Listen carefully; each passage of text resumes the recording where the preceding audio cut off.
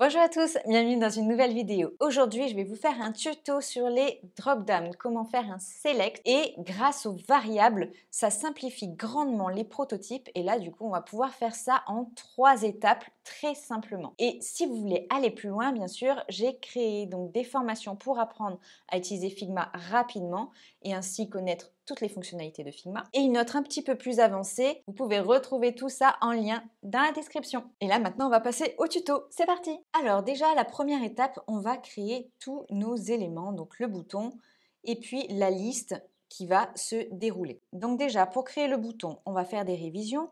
On utilise l'outil texte, donc T pour le raccourci. On écrit button, là je vais zoomer un peu pour qu'on voie mieux. On va créer un bloc auto layout pour que ce soit un bouton qui s'ajuste. Comme ça, on peut gérer aussi les paddings à l'intérieur. Donc, on va mettre 16 droite-gauche et 8 pixels en haut et en bas. On va mettre un petit fond blanc. Donc, fill, on va rajouter un petit arrondi de 8 et on va nommer notre frame button. Et là, on crée un composant. On va rajouter quand même une petite flèche vers le bas qui va symboliser notre select. On va réduire sa taille de 18. Et surtout, quand on a un bloc auto layout, maintenant on n'a plus le fameux spacing mode qui se retrouvait dans les 3 petits points. Maintenant, on gère le mode automatique au niveau des espaces à ce niveau-là. Vous voyez, là, c'est les espaces entre les éléments, entre les items. Donc on clique sur ce fameux select et on met en mode auto. Alors, je vais remettre comment c'était avant pour vous montrer. Avant de le faire, ça ne varie pas. Par contre, là, si je mets en mode auto et que maintenant je fais varier, donc tout s'ajuste automatiquement. On va rajouter un petit border, stroke. Ok, maintenant ce que l'on va faire, c'est qu'on va créer les labels au niveau de la liste qui sera en dessous.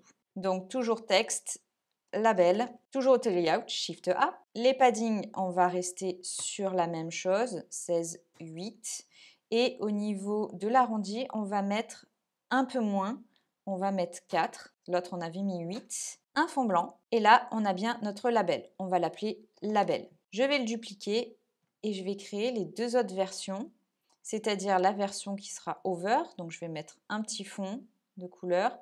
Et la commande D, je duplique et je mettrai là, cette fois-ci, cette couleur qui sera en fait notre état pressé en fait au niveau du label. Je sélectionne les 3 et pour changer un peu, ici, vous avez le select au niveau des components et je vais créer un set de composants.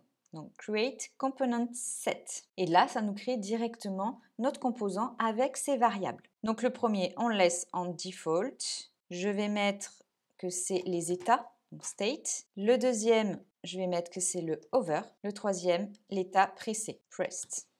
On a tous nos noms. Maintenant, on va pouvoir créer notre liste à partir de ce composant label. Donc, on peut aller dans notre bibliothèque, donc dans Assets, et là, on a bien le label. On le fait glisser, on va l'entourer dans un bloc auto layout. Donc, Shift A, qui sera ce conteneur-là, ce sera la liste, notre liste. On va mettre un arrondi de 8 et un fond blanc également. Au niveau des espaces, on va mettre 8 de partout et on va dupliquer à l'intérieur. Commande D 4 fois. On va faire varier et à l'intérieur, on aimerait bien que ça prenne toute la largeur. Donc, on les sélectionne et on met en mode fill container. Et surtout, on va retourner sur le composant.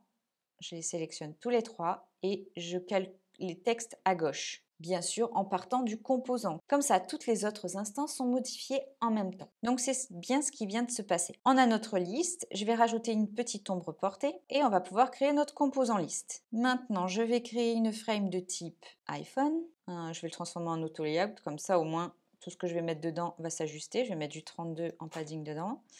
Et je vais copier le bouton Commande C, Commande V et le mettre à l'intérieur. Bon, là, on peut faire en sorte qu'il prenne toute la largeur ou le laisser comme il était. Un point que je viens d'oublier, au niveau de notre composant ici, j'avais créé les différents états. On va créer un composant interactif. On va faire glisser. On sélectionne While Overing, c'est-à-dire qu'à l'état de Over, ça va changer de composant et ça mettra celui-ci. Au niveau de l'état pressé, c'est While Pressing. Donc, quand ce sera pressé, on passera à ce composant-là. On va rajouter un petit Smart Animate. Smart Animate. OK, ou dissolve, comme vous voulez. Maintenant, on a bien notre composant interactif avec donc dans la liste les instances. Et maintenant, c'est au niveau de notre frame ici, on va créer le prototype. Quand on clique sur le bouton,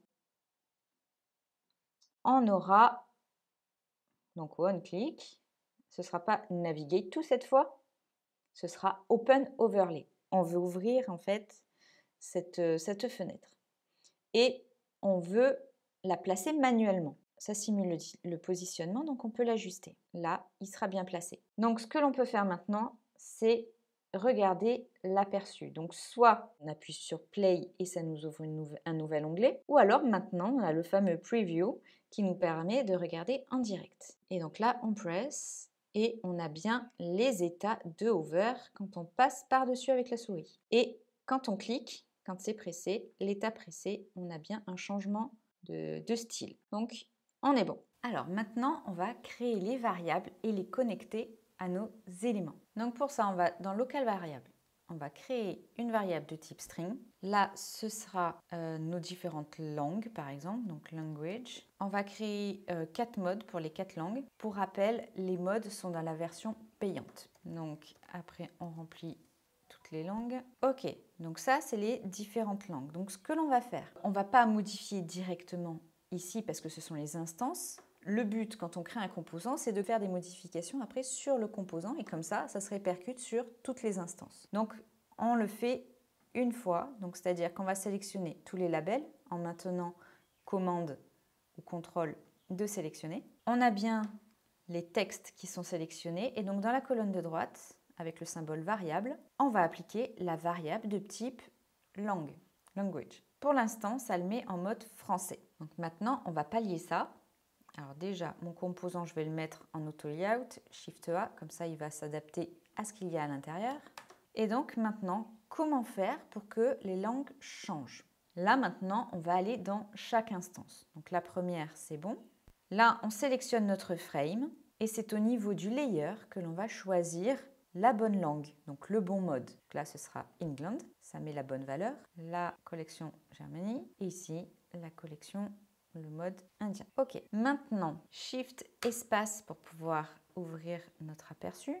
Donc quand on clique, on a bien les différentes langues qui sont affichées. Et ce que l'on aimerait maintenant, c'est que quand on clique par exemple sur English, en fait, le texte change dans notre select. Donc pour faire ça, il va falloir que l'on crée une variable pour ce texte ici, pour qu'il puisse changer automatiquement. Donc on retourne dans variable, on va créer une autre collection, create collection. On crée une autre variable de type string et là, cette fois-ci, ça va être variable de langue en cours, donc curate langue. Le texte par défaut, ce sera choisir la langue. Ok, et maintenant, on va associer cette variable au texte.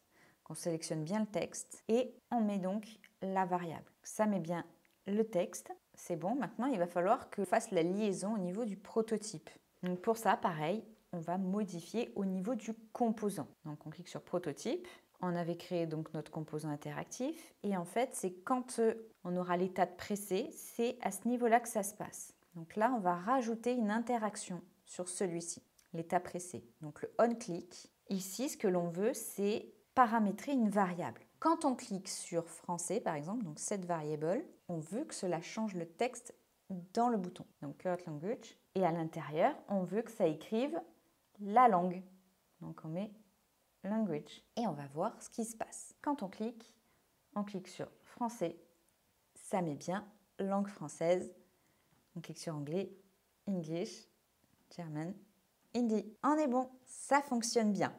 Bon, maintenant, il va falloir voir comment faire pour que ça enlève cet état sélectionné comme ceci. En tout cas, quand on clique sur une langue, ça le change automatiquement le texte dans le bouton. Donc, on retourne sur notre composant et on va rajouter une action supplémentaire ici. On veut que quand on clique, en général, quand on fait une sélection dans un select de ce genre-là, ça va sélectionner la langue et changer le texte et ça va fermer en fait la liste en dessous. Donc, on clique Add Action. On ajoute une action qui va être de fermer l'overlay. Donc ça fermera le drop-down dessous la liste. Donc si on clique dessus maintenant, on sélectionne German, on est bon.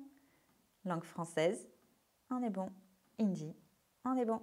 Et voilà, c'est tout pour aujourd'hui. Donc si jamais tu as des questions, n'hésite pas à me les poser en commentaire. Et si tu as un sujet que tu aimerais que je traite, n'hésite pas à me le dire aussi. Et si vous voulez pousser plus loin, vous avez du coup l'accès à mes différentes formations en lien dans la description pour apprendre à utiliser Figma rapidement. Il y a une formation vraiment pour les débutants, apprendre à utiliser Figma rapidement, et une plus avancée qui s'intitule Créer des UI design responsive avec Figma. Sur ce, je vous dis à la prochaine. Salut!